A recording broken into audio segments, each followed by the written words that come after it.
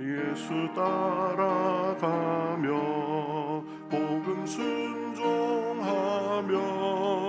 우리 행할 길 환하겠네.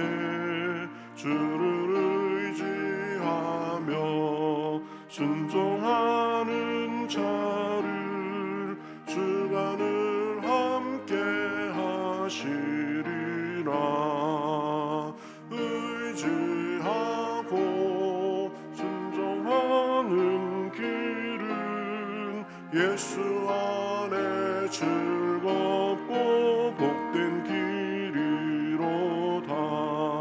해를 당하거나 우리 고생할 때 주가 위로해 주시겠네. 주를 의지하며 순종하는 자를 주가 안위해 주시리라. 의지하고 순종하는 길은 예수 안에 즐겁고 복된 길이로다. 남의 짐을 지고 슬픔 위로하면 주가 상급을 주시겠네. 주를 의지하며 순종하는 자를 항상 복 내려 주시리라. 의지하고 순종하는 길은 예수 안에 즐겁고 복된 길이로다. 우리 받은 것을 주께 다 드리면 우리 기쁨이 넘치겠네.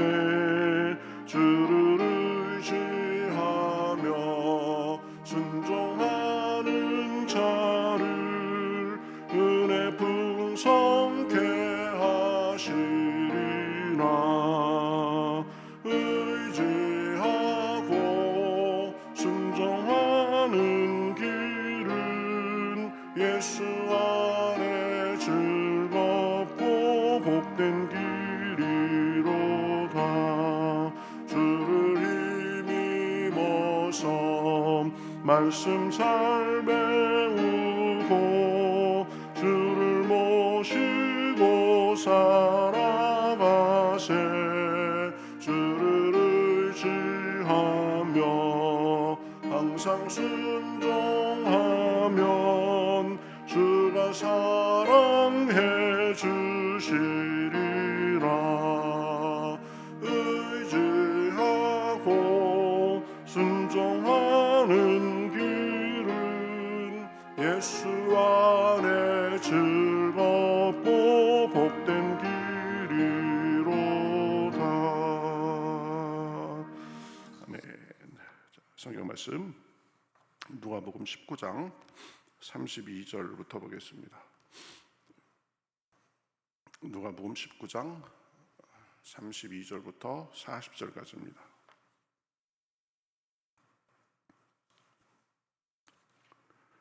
누가복음 19장 32절부터 40절 신약성경 129면에 있습니다.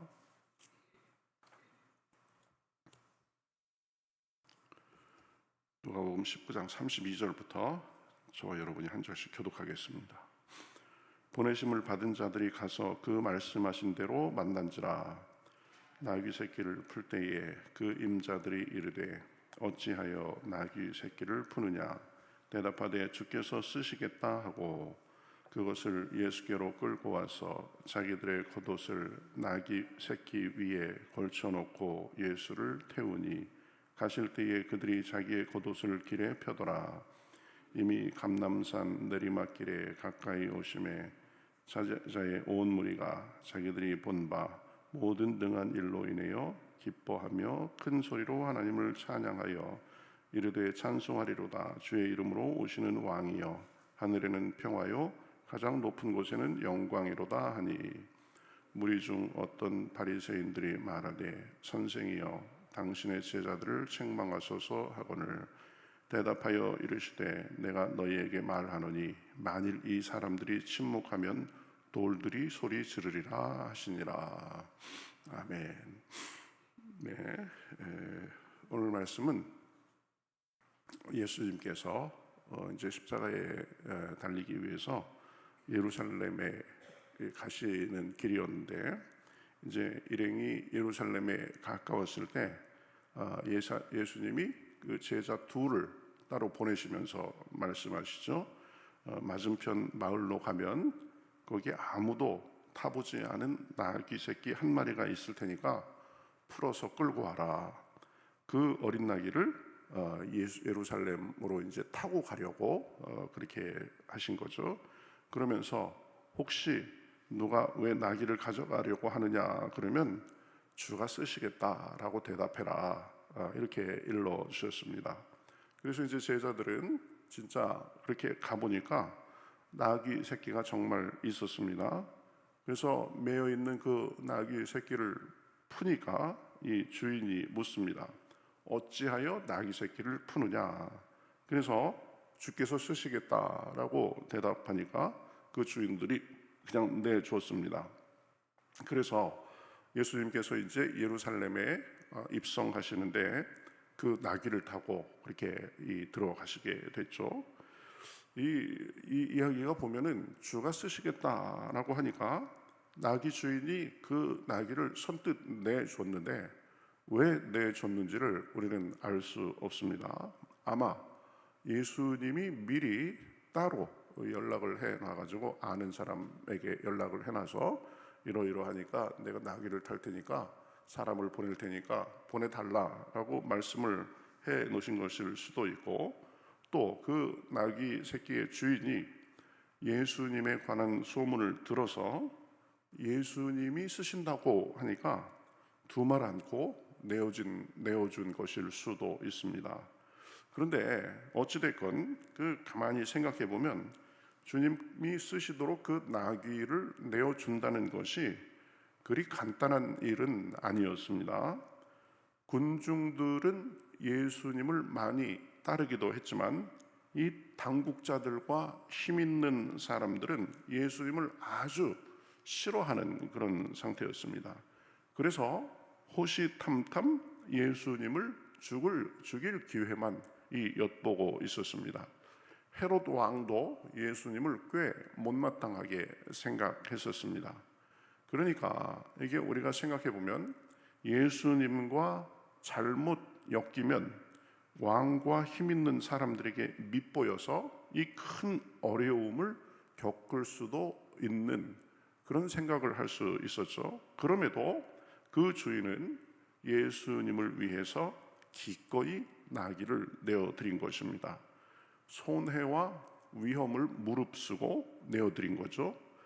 예수님이 아마 힘없이 이제 잡혀가지고 재판받고 십자가에 달려 돌아갔을 때에는 아마도 그 사람 심정으로는 굉장히 가슴이 철렁했을 것입니다. 이야, 이거 내가 줄을 잘못 섰구나, 그런 싶은 마음이 있었을 것입니다. 그러나 거기에서 멈추지 않고 역전이 일어났습니다. 예수님이 다시 살아나신 것입니다. 예수님이 돌아가셨을 때는 나도 예수님과 한패로 몰려가지고 어려움을 당하면 어쩌지? 예수님이 그렇게 힘없이 돌아가시다니 내가 착각을 해도 단단히 했군, 별 생각이 다 들었을 것입니다. 사람들이 이제 내게도 들이닥쳐가지고 이 예수님을 도와준 사람 그래가지고 뒤집어 씌울 수도 있을 텐데 그런 생각도 했을 것입니다. 그러나 예수님이 부활하니까 상황이 아마 완전히 바뀌게 됐을 것입니다. 그 어린 나귀는 졸지에 세상의 그 어떤 크고 좋은 말보다 대접을 받게 됐을 것입니다. 그 주인은 그 나귀의 주인으로서 아마 어깨가 으쓱했을 것입니다.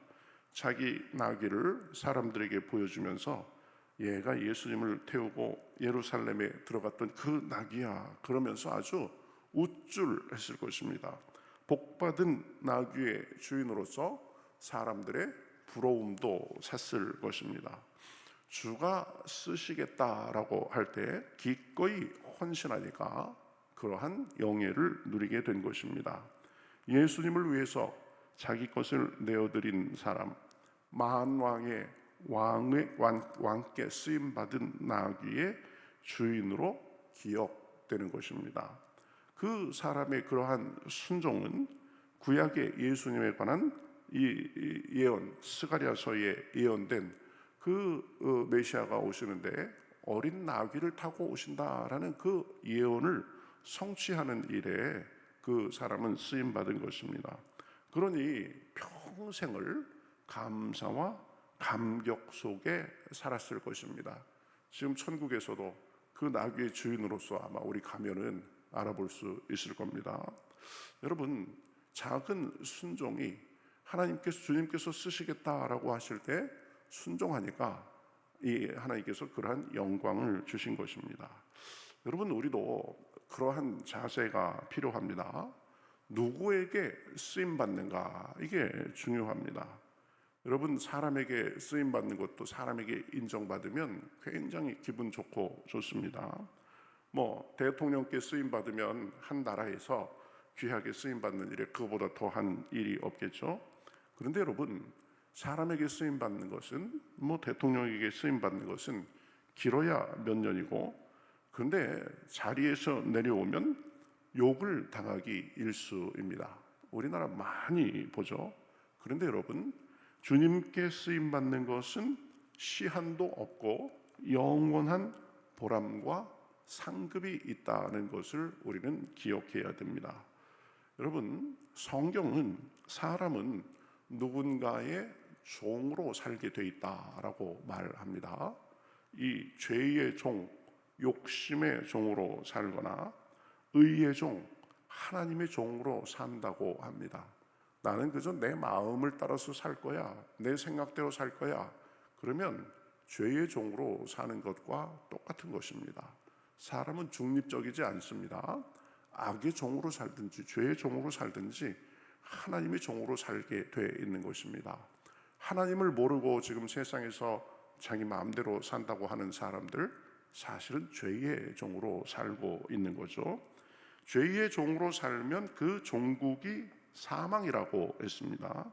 그러나 의의 종, 주님의 종으로 살면 영생이고 상급입니다.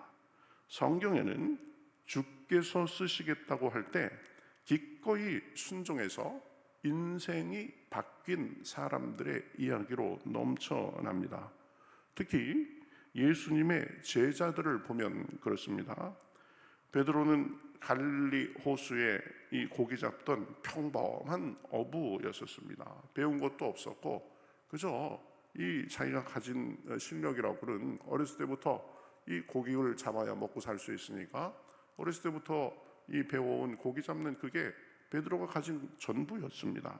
그러나 주님의 나를 따르라는 말씀에 순종해서 베드로의 인생이 완전히 바뀌었습니다. 크게 쓰임 받았습니다. 갈릴리의 이름 없는 어부에서 예수님의 수제자로 쓰임 받고 예수님이 성천하신 후에는 교회의 지도자가 돼서 놀랍게 쓰임 받은 것을 우린 사도행전을 통해서 봅니다. 그래서 이 가톨릭에서는 일대 교황으로 추앙하죠. 자기를 쓰시겠다는 주님의 부르심에 순종해서 따르니까 인생이 놀랍게 바뀐 것입니다. 천국에서도 영원히 지금 예수님의 수제자로 일컬음 받고 있을 것입니다. 만약에 예수님이 부르실 때 베드로가 예수님 죄송하지만 지금은 안 되겠습니다. 제가 조금만 더 생각해 보죠. 사정이 있어서요. 제가 조금 살만하면 그러면 그때 예수님 따르겠습니다. 그러면서 망설이고 따르지 않았다면 그저 이름 없는 어부로 살다가 죽었을 것입니다. 지금은 아무도 기억하는 사람이 없을 것입니다.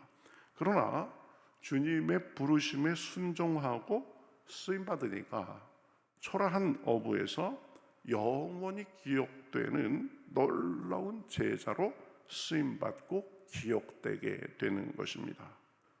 마태 같은 경우에도 그렇죠. 마태는 사람들에게 멸시당하는 세리였습니다.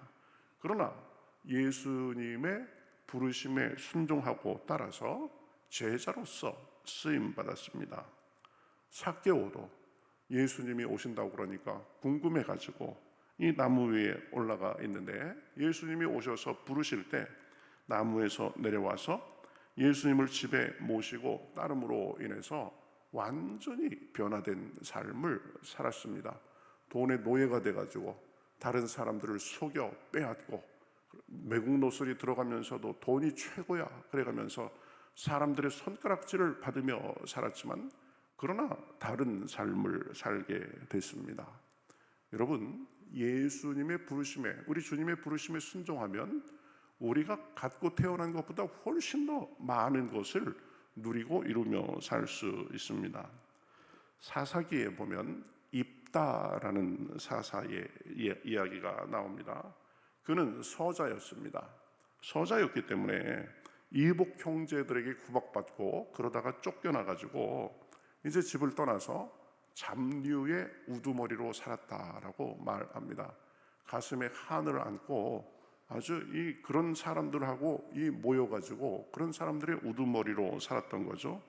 그러다가 암몬과 이스라엘의 전쟁이 임박하자 길르앗 장로들이 입다에게 찾아와서 요청합니다. 그래서 그런 이스라엘의 부름을 받고 돌아와서 적군을 물리치는데 쓰임받았습니다. 잡류의 우두머리였지만 이스라엘을 위한 하나님의 부르심에 순종하니까 나라를 구한 영웅으로서 기억되는 것입니다.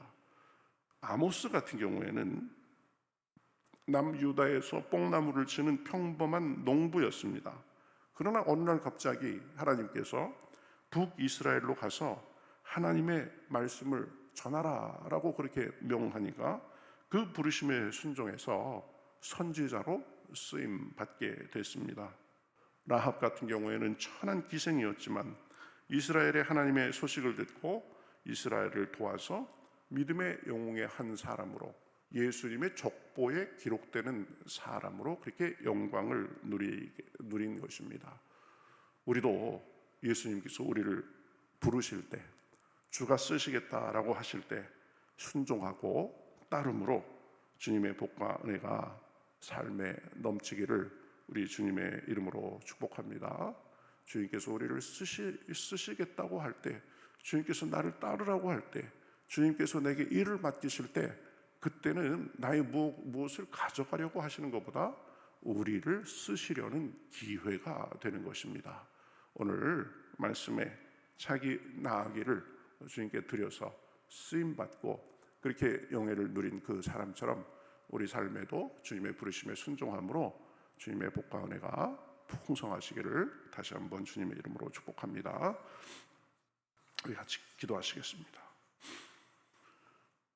하나님 감사합니다. 어린 나귀의 주인이었지만 주님께서 쓰시겠다라고 그렇게 부르실 때 주님께 선뜻 내드려서 참 예수님의 그 승리의 입성에 쓰임받은 나귀의 주인 하나님께 순종한 사람으로 영원토록 기억되는 그 사람의 이야기를 살펴보았습니다. 주님께서 우리의 것을 쓰시겠다고 할 때 우리는 어떤지 자세를 살펴보게 하여 주옵소서.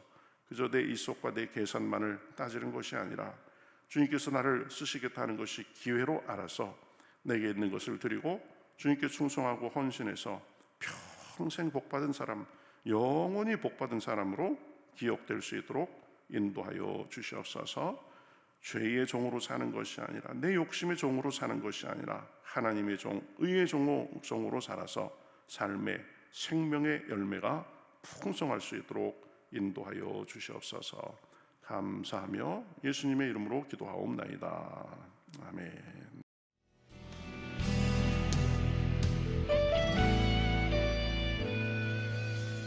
주님 말씀하시면 내가 나가리다. 주님 뜻이 아니면 내가 멈춰서리다.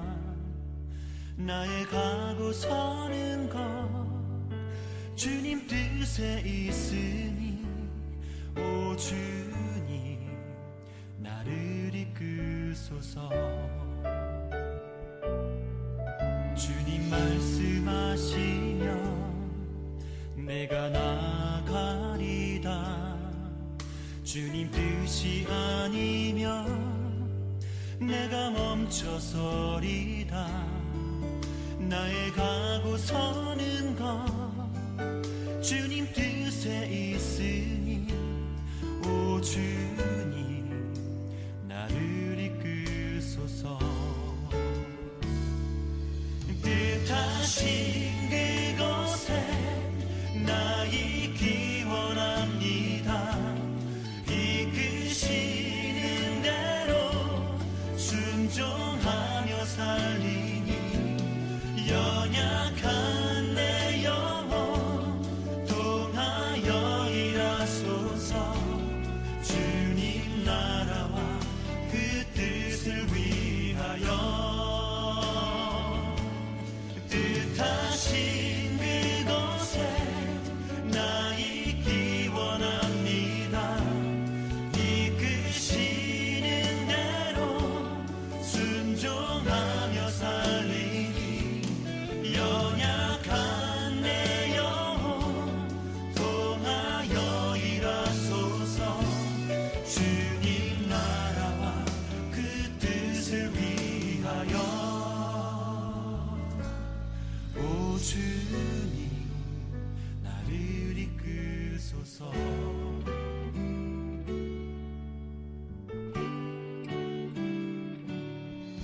주님 말씀하시면 내가 나가리다.